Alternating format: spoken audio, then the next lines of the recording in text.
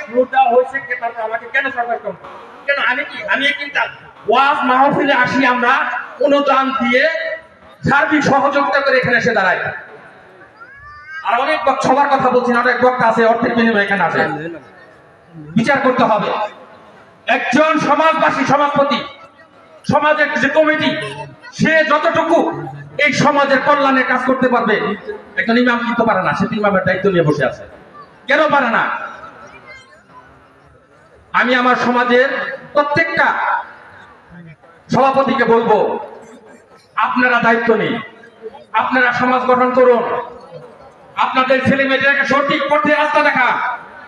আপনাদের পাশে আমরা আছি, ইমাম সাহেব আছে। আপনি সভাপতি মসজিদে কয়দিন বাড়ি বাড়ি যে ছেলেদেরকে ডেকে নামাজ জানছে আরেন নাই? আপনার কথা যতটুকু মুরব্বী, ওই ইমামের কথা যতটুকু মুরব্বী। ইমাম তো প্রতি শুক্রবার ওয়াজ করেন, মাহফিলে ওয়াজ করেন, প্রতিটি পদক্ষেপে ওয়াজ করেন, কোনো তো কাজ হইতেছে না। কিন্তু আপনি কেন চেষ্টা করেন না? আপনার চেষ্টা কিন্তু সঠিক এবং সৎ রাস্তায় যাবে। আপনার কথা মানবে, আপনাকে মানে বিদায় সমাজের সভাপতি আপনাকে বানানো হয়েছে।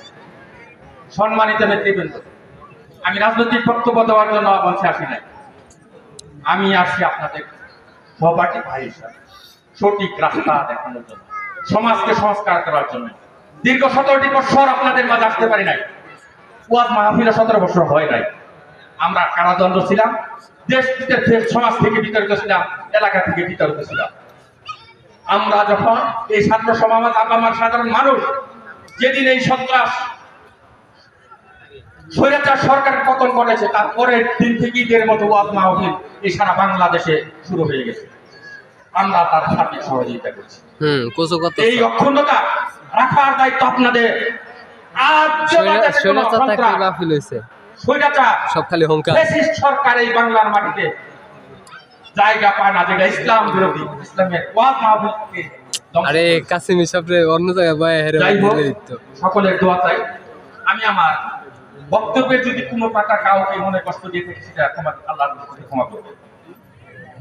আমি সঠিক পথ দেখানোর জন্য, সঠিক রাস্তা দেখানোর জন্য আমি আমার বক্তব্য বলেছি। এখানে কোন মঞ্চে যাতে ইসলামিক সংসদ, ইসলাম বিষয়ে যাতে কথা হয়, কোন ব্যক্তির দলের স্বার্থে যাতে কোনো কথা ওয়াজ মাহফিলে না। আমাকে যখন দাওয়াত দেওয়া হয়েছে তখন বলছিলাম, কোন স্বার্থ অন্বেষী ব্যক্তিদেরকে যদি এখানে মাহফিল আনা হয়, তাহলে কিন্তু আমরা সেই অনুষ্ঠানে যাবও না, অনুদানও দেব না, আপনারা আপনাদের মতো করবেন। আমি আশা করি সকলে বুঝতে পেরেছেন। এখন দেশ বরণ্য